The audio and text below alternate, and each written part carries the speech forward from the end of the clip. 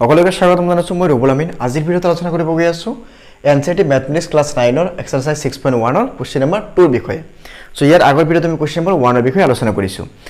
বন্ধুসকল আমাৰ চেনেলত আমি বিশেষকৈ ক্লাস 9 ৰ বাবে নহয় আমি ক্লাস 6 ৰ পৰা ক্লাস 12 লৈকে আমি প্ৰতিটো বিষয়ৰ আমি সমাধান দিবলৈ চেষ্টা কৰি আছো আৰু তাৰ লগতে আমি এছএমএছ মিডিয়াম বুলি এটা ওয়েবসাইট বনাইছো যত আমি প্ৰতিটো ক্লাছৰ প্ৰতিটো সাবজেক্টৰ মানে ক্লাস 6 ৰ পৰা ক্লাস 12 লৈকে প্ৰতিটো বিষয়ৰ আমি হ্যান্ডৰাইটিং নোটস তাতে আপলোড কৰি আছো সো নিশ্চয় তোমালোকে এটা কাম কৰিবা তাৰপৰ হ্যান্ডৰাইটিং নোটস কিনি চেক আউট কৰি লবা আৰু নিজৰ বন্ধু-বান্ধৱীলৈ কথাখিনি শেয়াৰ কৰিবা আৰু এটা কথা আমাৰ চেনেলত যদি নতুন গৈছে তেতিয়ালে সাবস্ক্ৰাইব কৰিবা আৰু যদি আগতে সাবস্ক্ৰাইব কৰিছা তেতিয়ালে নিজৰ বন্ধু-বান্ধৱীলৈ শেয়াৰ কৰিবলৈ নাপাহৰিবা এটা সময় প্ৰশ্নত কি আছে তো প্ৰশ্নত কোৱা হৈছে যে এংগল POY = 90 ডিগ্ৰী সো এটা এটা কথা চোৱা ইয়াতে যদি এইটো কোণ 90 ডিগ্ৰী হয় তেতিয়ালে এই দুটা মিলি কিমান হ'ব অবিয়াসলি 90 ডিগ্ৰী হ'ব আৰু ইয়াতে কি কোৱা হৈছে A:B কিমান কোৱা হৈছে 2:3 বুলি কোৱা হৈছে সাপোজ আমি এটো এনেকৈ ধৰি ললো যে ধৰা হল A = সাপোজ টুৱাইস k আৰু B = আমি ধৰি ললো সাপোজ থ্ৰাইস k এতিয়া চোৱা যে angle POX plus angle POY = কিমান আহিব 180 আহিব এটো কোণ এইখিনি কোণ আৰু এইখিনি কোণ পাস কৰি কিমান 180 ইয়াতে কি লিখি দিম আমি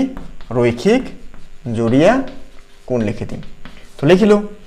এতিয়া চোৱা POX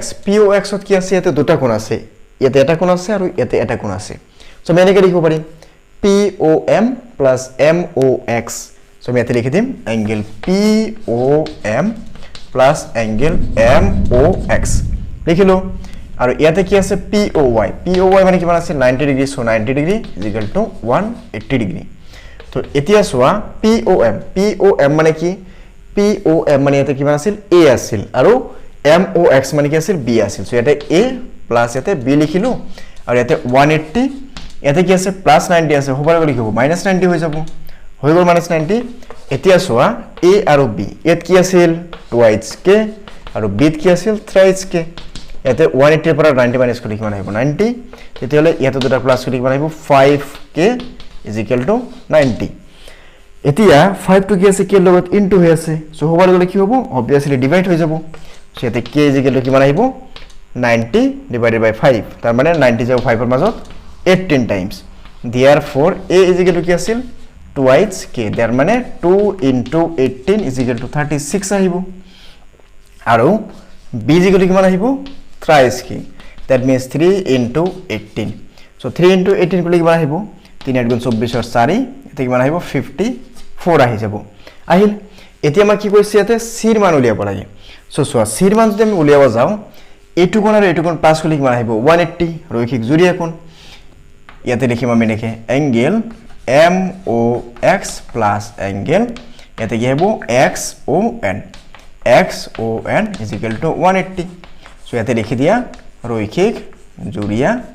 কোণ লিখিলো এতিয়া MOX মানে কি আছিল B প্লাস XON কি আছিল C = 180 এতিয়া B ৰ ভ্যালু কিমান পাইছো আমি 54 তো 54 হোবাৰ গলে কি হ'ব নেগেটিভ হৈ যাব সো ইয়াতে কি হ'ব 180 - 54 আহিব আৰু ইয়াতে C থাকিল সো C = কিমান আহিব 126 আহিব তাৰ মানে C ৰ মান আহিল 126 ডিগ্ৰী সো আশা কৰো এইখিনিত কোনো প্ৰবলেম নহব যদি প্ৰবলেম হয় তেতিয়ালে কি কৰিবা নিশ্চয় কমেন্ট কৰি জনাই দিবা তেতিয়ালে পৰৱৰ্তী ভিডিঅত আকৌ এৰ বিষয়ে আলোচনা কৰিম আমি হ'ব আজি কাৰণে এইখিনি নেক্সট ভিডিঅত আমি কোৱেশ্চন নম্বৰ 3 বিষয়ে আলোচনা কৰিম Thank you.